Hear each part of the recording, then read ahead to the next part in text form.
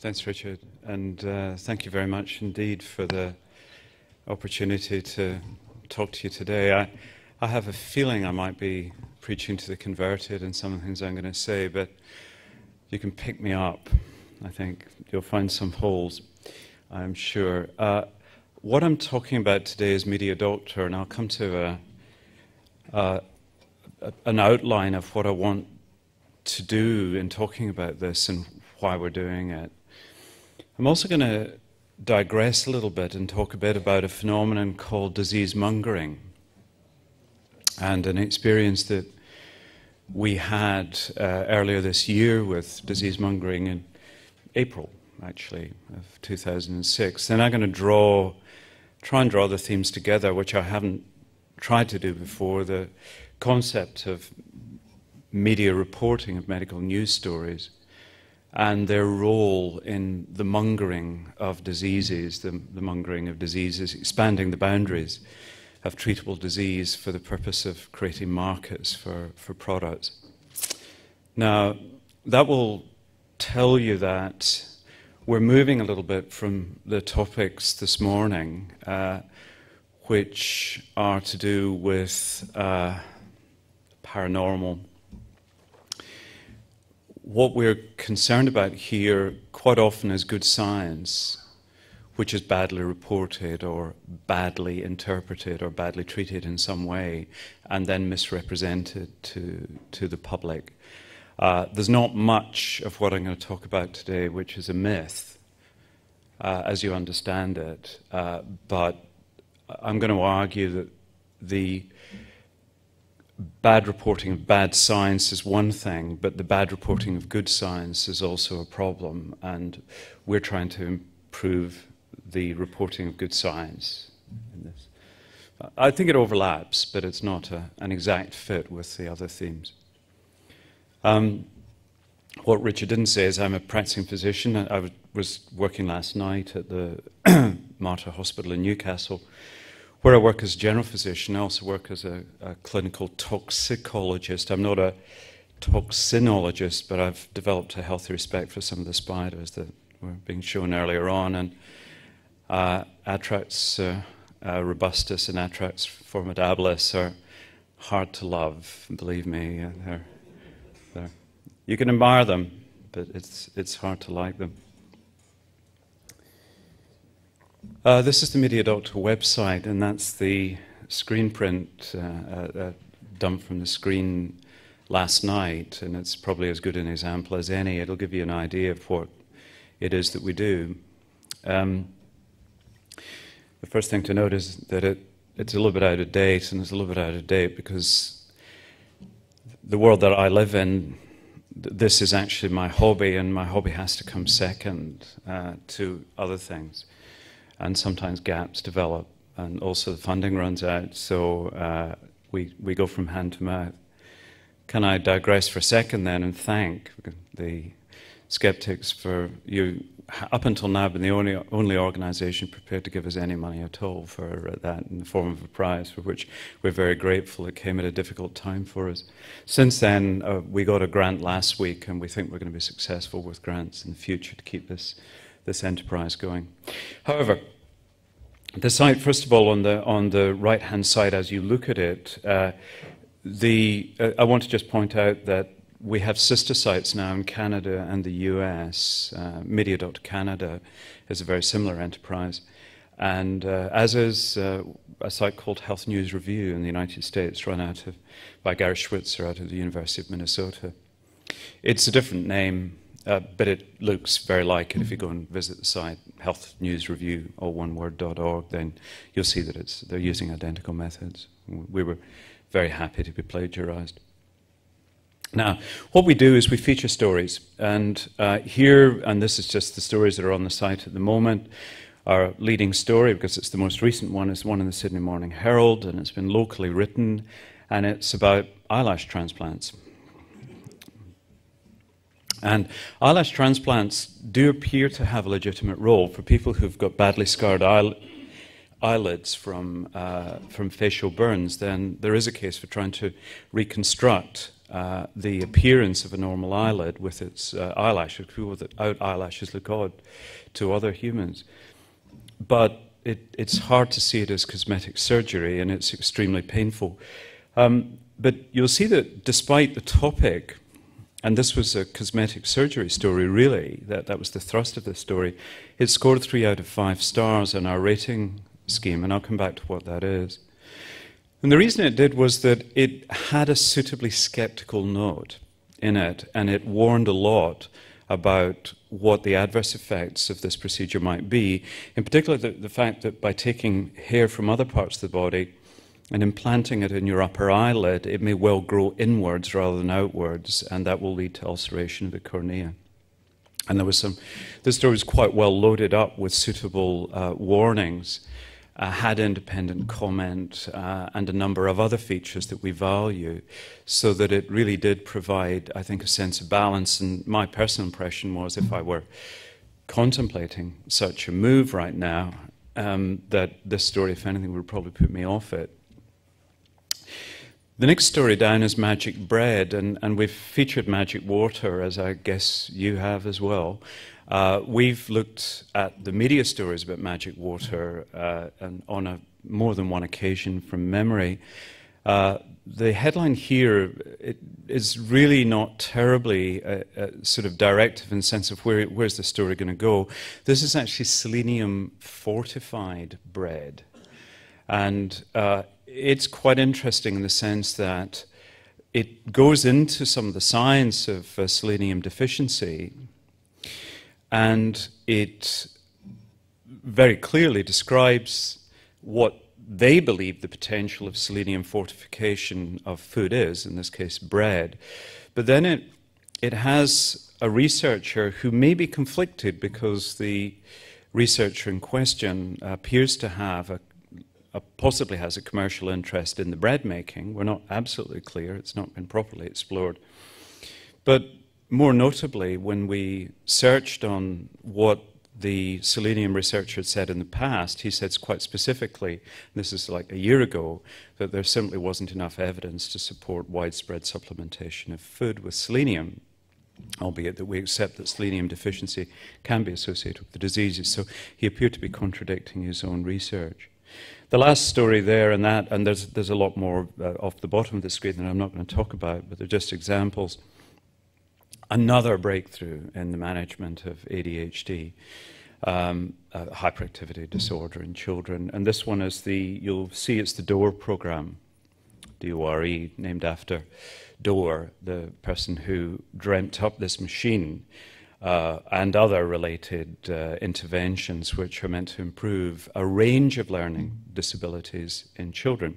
I'm going to be very careful what I say in public about that program, but what I will say is that in previous occasions when we've carried stories about the DORE program, which is a drug-free alternative approach to managing a variety of forms of learning disorders, but particularly ADHD, based on NASA technology, quote-unquote, whatever that is, then we went back to find the evidence, we don't often do that, supporting the use of these particular interventions.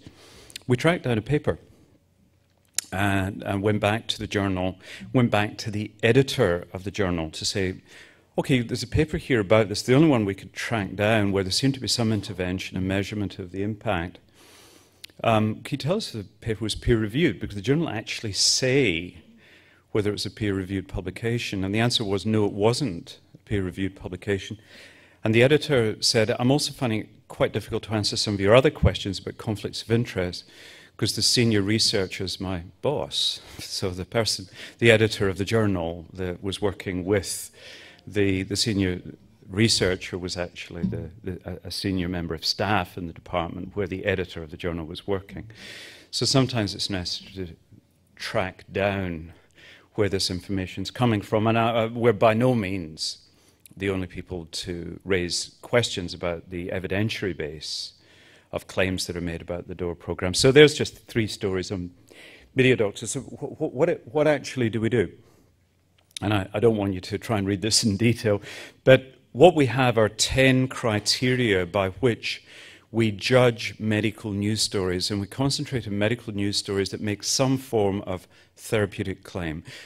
A lot of them, because we're looking at claims of benefit, and occasionally the stories are about the harms, like COX-2 inhibitors and heart attacks, but mainly they're about benefits.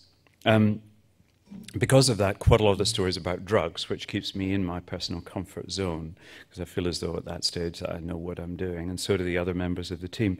But I'll read quickly through what these criteria are that we judge each story. Now, 2 people judge each story independently, and then they do a joint rating, and then they write a short critique of each story. So it's a fairly intensive business.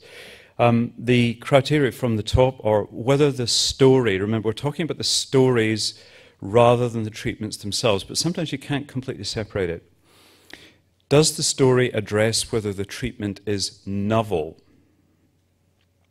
For instance, one story I can think of recently, it was a bit of a standout, was an estrogen patch that was an estrogen patch.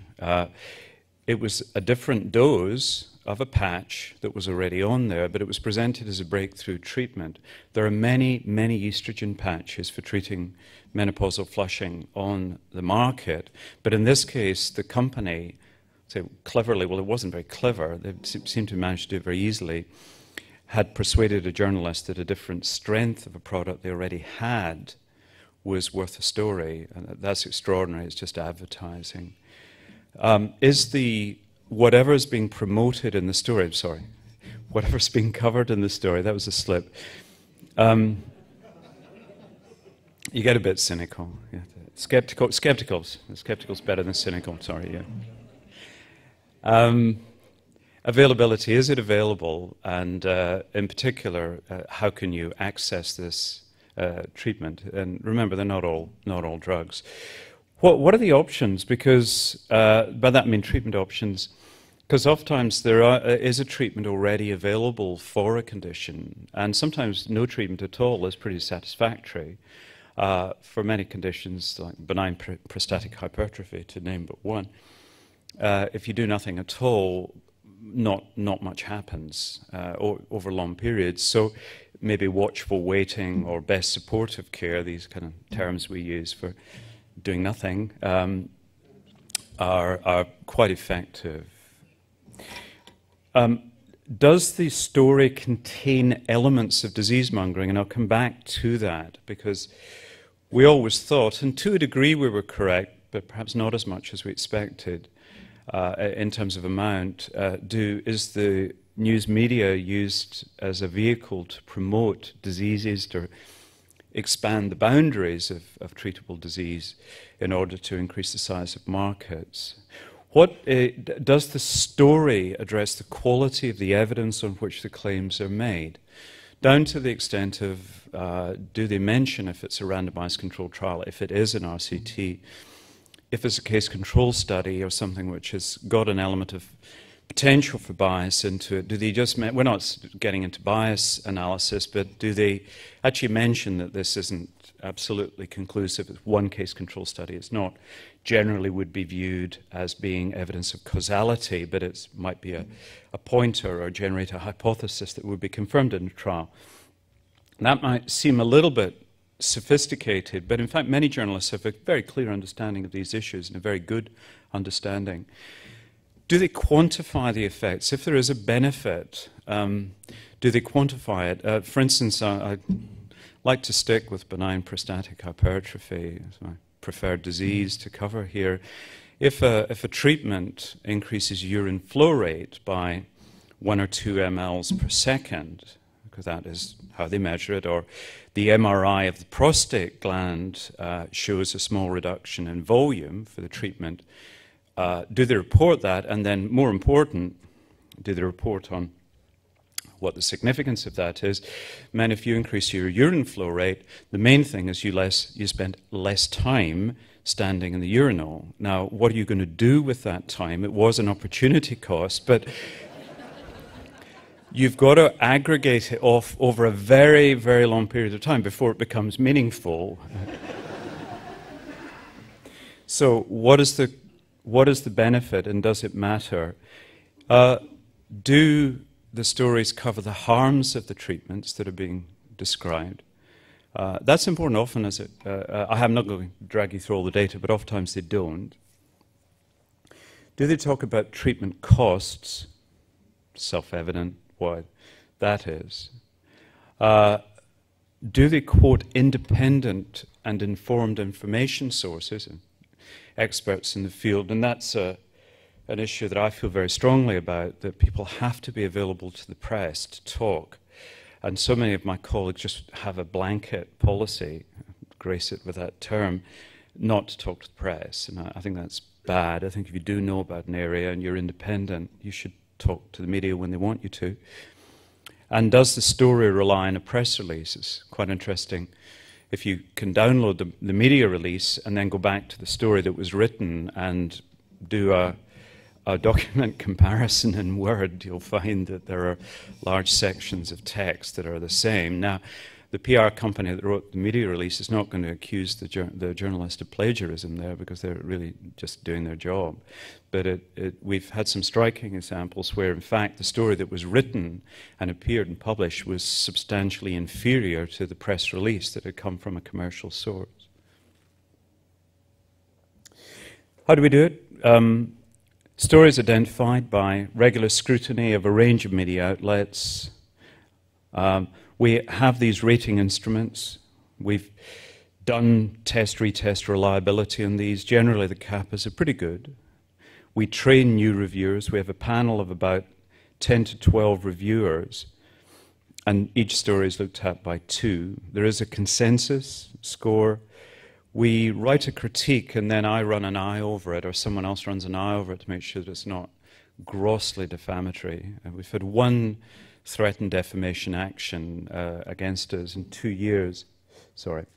So it's pretty important to get that bit of it right. And then we look at the cumulative scores over time for each outlet. We don't name and shame journalists, not what we're about. We're not trying to tell people how to write a good story. We're saying that if you are writing a good story, we think the following, that makes therapeutic claims, that the following elements that I've just shown you, the 10 points, to a greater or lesser degree should be in it. Obviously, they don't apply to every story. These are the sort of curves you get, and I've deliberately kept it small. You can see that you get a sort of, well, it's not a cumulative score. You're getting a trend line over time, which actually does represent the cumulative score over time. And you can see generally that these are all pretty well scaled the same, these little graphs, that some are pretty well low down and occasionally touching the bottom. And others are, and there's a lot of noise in them because in some cases there's a small number of stories, so the data points that give rise to an average for any time period, and these graphs cover a span of about 2 years. They'll be noisy if the data are sparse, but for some of them, like Sydney Morning Herald, with larger numbers of stories, or the Australian, you get pretty clear trend lines that, and in this case, the case of these 2 newspapers is very similar. Are the journalists paying attention? Yeah, to a degree they are. Does it make a difference? Well, possibly not. Or probably not, actually. We got about a 5 to 10 point improvement over the lifespan of the project, but we really wanted to get a baseline, and then we now have a grant to do individualized feedback, which is, there's material that's on the site but doesn't appear in the public part of the site, which is the journalists' names. And what we're going to do is give individualized feedback to journalists and their editors/producers. And see if, and then open, if possible, a dialogue about what the particular weaknesses appear to be, or the particular strengths in their reporting over the last little while, and what we think, not how they should write a story, but we think that certainly they should include certain elements in it where the story is making therapeutic claims. And I don't know whether that will succeed, but I know that the study will now go ahead because we got the funding last week.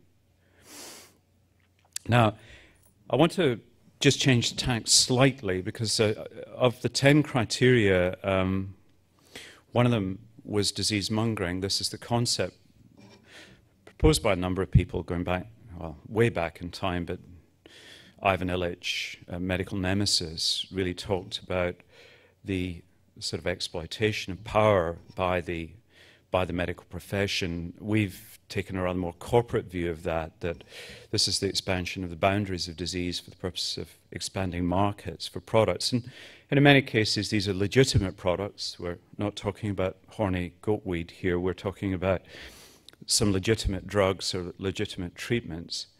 But the concern, the underlying concern is that when you take them into, well, it's diminishing marginal benefit as you move from a core that we would agree, I think most of us, that the benefits outweigh the harms. As you move out into lesser and lesser degrees of severity, that benefit-harm ratio starts to be reversed. And certainly the cost-benefit ratio may well be at a point where the opportunity cost to the community and, say, the pharmaceutical benefit scheme where I used to work may become very high indeed. So disease mongering is important, and it's arising in particular in the pharmaceutical field because the large multinational drug companies have become used to blockbuster drugs over the last 2 decades, which are basically mass markets where the treatments may gross $2 or $3 billion by the end of the second, third, fourth year on the international market. And these are US dollars, not the Pacific peso. And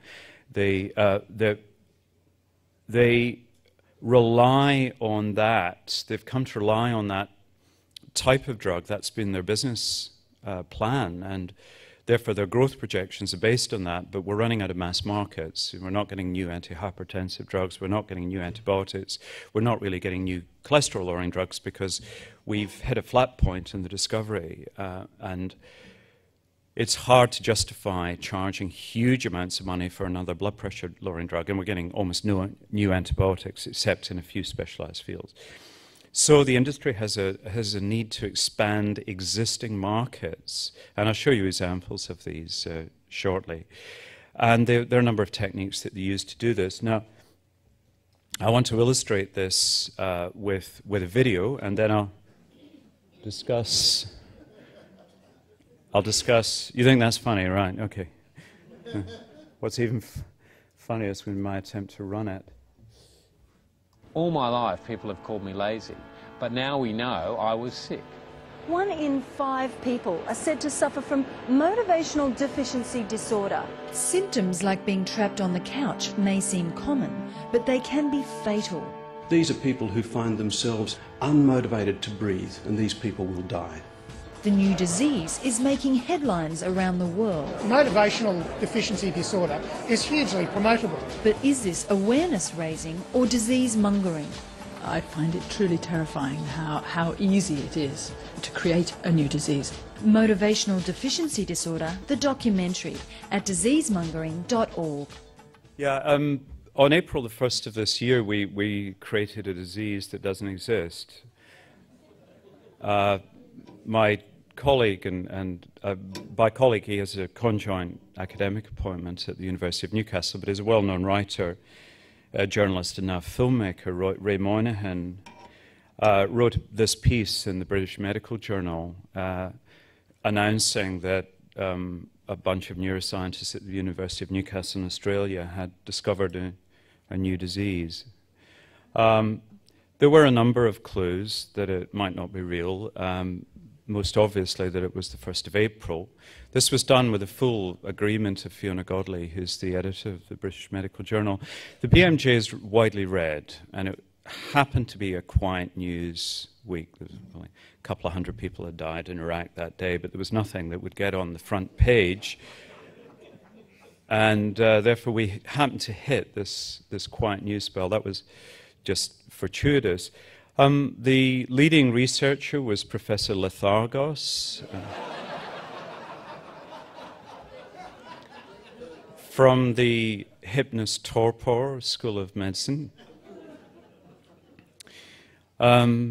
Professor Argos, all the details aren't here, but he had to abandon his studies with an experimental animal, was the Guatemalan three-toed sloth,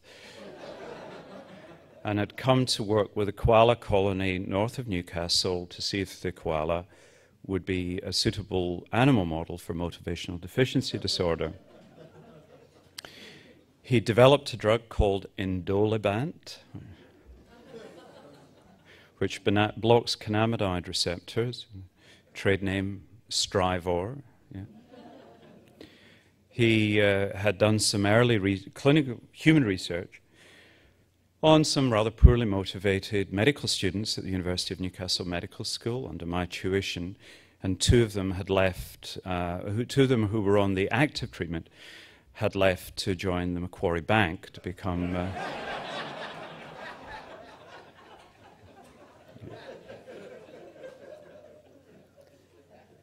yeah, well, they believed it. Despite those clues, they believed it. This is the Dominion Post in New Zealand as an example. I haven't, unfortunately, I can only get the online one. They had it on the front page as a real story. This is Brendan O'Keefe in The Australian by the 5th of April.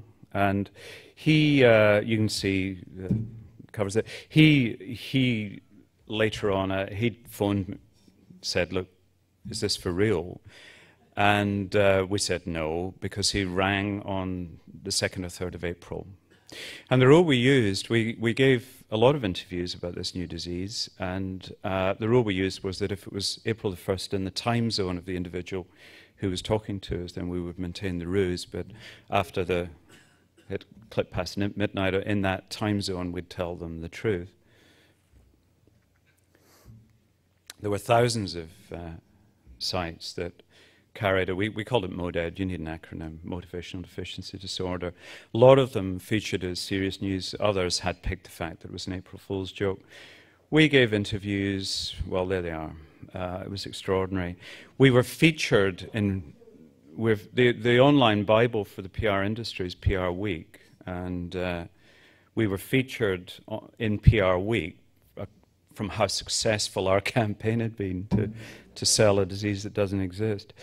The editor of the BMJ then came back, got a number of complaints. The editor of the Dominion Post in particular was upset. I won't read through it, it's pretty clear the way, what he felt. The editor of the BMJ just was not impressed and just carried the comment and her editorial in reply. Let me just go back. The most striking thing about creating a disease like this is that it is so easy to do. Now, I'll give you some of the features of it that I think made it successful. It was extraordinarily successful. You know, we had to beat it down in the end because it was just getting out of hand, and I was getting a lot of requests for Strivor. Seriously. We decided it got, and the Chicago Tribune nearly carried it on the front page. The journalist rang me and said, Dr. Henry, I just got one question for you. Is this for real? And it was at a time, it was the 2nd of April or 3rd of April, I can't remember, in Chicago, and I said, no. And she said, oh, shit, and pull the story. And she'd written, so this is a major US newspaper, was going to carry it as a serious story. And what she did, to her credit, was a week later she carried a good piece on disease mongering, which was the point of this. We were actually trying to demonstrate there was a serious purpose to it. We don't have fun. Fun is not something we have. So there was a serious purpose that we wanted to demonstrate that you could actually do this. It was also to advertise a conference, the first, rather grandiosely named, the first international conference in disease mongering, which was being held in Newcastle on the 13th of April, and we wanted to get some free advertising for it. So that was the other reason for inventing the condition. But why did people believe it? It was plausible. It fitted with, I guess, their concepts. You know, the idea that laziness could be a disease is not so far removed from when you see some of the other conditions that I'll show you that have quite seriously been proposed as diseases. It had a certain intuitive appeal. We used impressive pseudoscientific language. We were credible academic sources. I am a real person, and I was quoted in the British Medical Journal article, and a couple of other people were as well. The Professor Argos, who appears describing the more severe forms of motivational deficiency disorder with suppression of spontaneous ventilation, just couldn't be bothered, right? Is our chair of neurology at the John Hunter Hospital. Also turns out to be a very good actor. There's an element of blamelessness that people, that if you emphasize that it's people's responsibility, then it's tough because they have to deal with it themselves. If you say, well, it's actually not your fault, you're not lazy, you're sick, then it really makes it, in a sense, because of our understanding of sick roles, it makes it really someone else's responsibility, and society probably has to deal with it. Strangely, the way we do this, the way that we did this, and I'm finding increasingly this happening with our research, that this has a strange appeal to the right wing of politics, because it is emphasizing the notion of personal responsibility and choice, which resonates with that particular part of the political spectrum. But also lying behind it is this expectation of continual progress. So I don't want to get into the kind of social and political economy, but there is this, we have been conditioned to expect continual progress, that there will be discoveries. And we are commonly being exposed to the idea that conditions that we thought were just human characteristics, perhaps some quite endearing, are disorders. So here are some that we've proposed, and that is only part of the list. Intermittent explosive disorder, sudden outbursts of anger, which lead to violence, to useful defense in court if you accept it. Well, one of the main enemies in this is the Diagnostic and Statistical Manual of the American Psychiatric Association, because it in fact legitimizes many of these that relate to cognitive emotional disturbances. You'll see them there. Bipolar disorder, what used to be called manic depressive psychosis, which is a relatively rare condition in its full-blown form. Bipolar disorder is now being diagnosed in children. The child misbehaves, they've either got ADHD or bipolar disorder, and we have equally toxic drugs to do a trial of therapy on. You can see how it goes. We thought that we're beginning to make some impact. Our idea of doing this was not only to advertise our conference and get research money, obviously, we're always looking for grants, but was also to try and get the idea out to the media that maybe it wasn't such a good idea to always believe companies when they try to define diseases for you. And I was quite encouraged, this is a copy of the Wall Street Journal in late October of this year, to see that I think where in the past they would have been breathlessly covering the GlaxoSmithKline's success in selling a drug, now they have reframed the story as how Glaxo had successfully marketed an ailment, which is disease-mongering. They referred to our conference as well, so I think at least we'd got into their minds. We tried to produce a meme, Richard Dawkins' idea of a unit of information that conveys a whole complex set of ideas which can be passed from one person to another. To bring it back to the media, our aim was, because we have a lot of data from the disease-mongering website, now have students working on that, working jointly with academics in communication and journalism. We wanted to look and see, well, how much of it and where is it happening in the Australian media, to take a slightly more academic look at it. And fortunately, as I mentioned earlier on, we score medical news stories according to whether they do contain elements of disease-mongering. So here Amanda Wilson, who's a PhD student and a sometime journalist, but somebody steeped in evidence-based medicine as well, worked for the Cochrane Airways group at one stage, has been analysing the stories according to whether they contain elements of disease mongering, using the Ratus assessment of whether they were NS, not satisfactory for that. I'll go quickly through it. Here are the criteria we use to determine if a story has an element of disease mongering in it. Frames a risk factor as a disease, so cholesterol is sold to you as a disease rather than a risk factor for heart attacks. There's no or a misrepresentation of the natural history of disease, which may be quite benign in the absence of treatment. There's an exaggeration of prevalence or incidence, or it medicalizes. You can read. We then looked at these are the breakdown of the stories. These are all stories that were on the site at the time that Amanda did her dump of data, somewhere around 800, I think. And you'll see the majority are dealing with pharmaceuticals. And the proportion that had unsatisfactory elements of disease mongering, according to the joint rating, was higher in pharmaceuticals than others. Now, others includes complementary therapies and some rather odd procedures which get out there. But you'll see overall that not a lot of the stories actually had strong elements of disease mongering. And I think there are two reasons for that. One is that I think journalists are quite aware of the fact that they may be being used as a vehicle to promote a disease. We found quite a high awareness amongst journalists, which is very encouraging and good. Secondly, that the higher prevalence in the pharmaceutical and other categories is because there are commercial interests. There are strong commercial interests that lie behind them routinely. Thirdly, I think we were using some fairly insensitive measures of disease mongering. So what I'm going to show you should probably be regarded as fairly strong examples. Where did they come from? Well, this is the proportion of all stories on these that...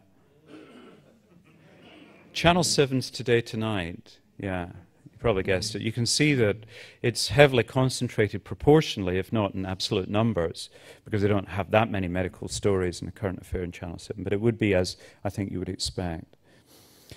These are the elements that appear. These are stories that were marked NS for disease mongering. The vast majority failed to mention, made broad prevalence estimates, failed to quantify benefits, or failed to quantify adverse effects. I'm going to go quickly by that. Some of them were interesting stuff. New conditions that were proposed in these articles: cognitive impairment, dental phobia. We have a treatment. Hypoactive sexual desire disorder. This is men rating women, by the way. If you look at the description in the DSM manual, it's all about very much a male view of sexual response in women. It's extraordinary. And of course, this new disease, which you will read about, and there is a treatment for premature ejaculation where you put a selective serotonin reuptake inhibitor, better known for actually causing erectile dysfunction. Yeah. Put one under your tongue, rapid response, and you'll have a not so rapid response. Yeah. You'll go from 2.8 to 3.6 minutes, guys. Medicalization, aging, menopause, menstruation, inevitably, benign prostatic hypertrophy. Real fear-mongering. This is another element that I haven't talked much about, but depression and the pill. Ritalin causing cancer. I'm not suggesting Ritalin is something that should be more widely used or we should defend it. It has its role, but it doesn't cause cancer as far as we know. A bird flu pandemic is inevitable. The pill diminishes libido. Tramadol, a not particularly good analgesic, can cause seizures. Well, it can, but the way it was described, I think, was extreme. And this one here, rotavirus gastroenteritis causes 800,000 deaths each year. Well, Not in Australia, it doesn't, because the bodies would be lining the streets. This is worldwide, and that estimate's probably real. And not surprisingly, this was the rotavirus vaccine that was the source of this story. The rotavirus vaccine did not get PBS listed at that time, although it's subsequently been listed, even though I think its benefit in Australia is pretty marginal. Internationally, however, it has got some real pluses, but not at the price it's available. Oh, and the sorry, my apologies. Ibuprofen, Nurofen, Brufen, number of trade names, all sorts of evils, and this was just simply the manufacturers of paracetamol trying to make their competitor look bad. So there are many reasons that lie behind this sort of thing. Yeah, I'm finishing. I'm going to stop there. The media are really very important, and I greatly respect what you do. I just want to remind you that the coverage of good science and real illness is very important, and media coverage of these things is important. I also want to emphasize that we're faced with an epidemic of disease mongering. The media is a witting, often unwitting participant in mongering these diseases. And that I think we all have a role in identifying the importance of the media in the carriage of these issues. Thank you very much.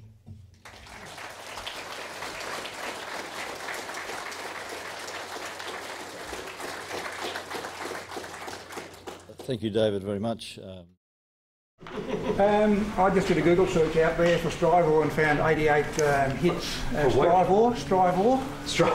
Yeah, and 88 hits. One of them for an equine group. I think wants to get their horses running better. Second question. Can I just repeat that? I'm sorry.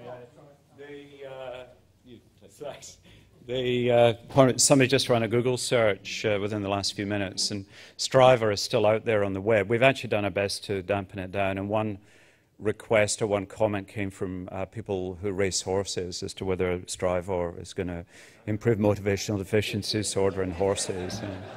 So thank you. You've got another point. Yeah. I've been recommended to go on Lipitor from Zocor because it wasn't working as well, and I did a Google search on that. I was a bit concerned about it, and there's a lot of anti-stuff about it. Trying to find the microphone. I've just done a search on Google for Vytorin that I was recommended to go on instead of another anti-cholesterol drug. And there's a lot of scary stuff in there about its side effects, and I'm a bit sceptical of a lot of these testimonial things about side effects, but this one looked pretty genuine about hazards with it. I charge $250 an hour.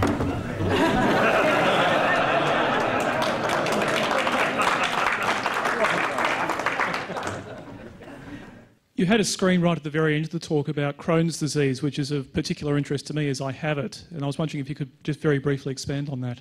I'm sorry, I cut that short. The only reason that Crohn's disease was there was not in any way to imply that I've got there's a convergence of two talks there. Crohn's disease is a very real disorder.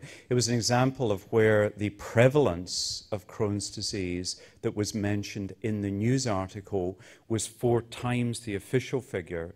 I'm making kind of blue skying a little bit, but I think 40,000 cases instead of 10,000 cases. And I think it was an example where a company that was produced and promoting a product that is effective in Crohn's disease was expanding the boundaries of disease to try and make a stronger case for the listing of their product on the PBS. So it was the exaggerated prevalence was the main thing there, and I cut it short. I'm sorry about that. Thank you very much, David.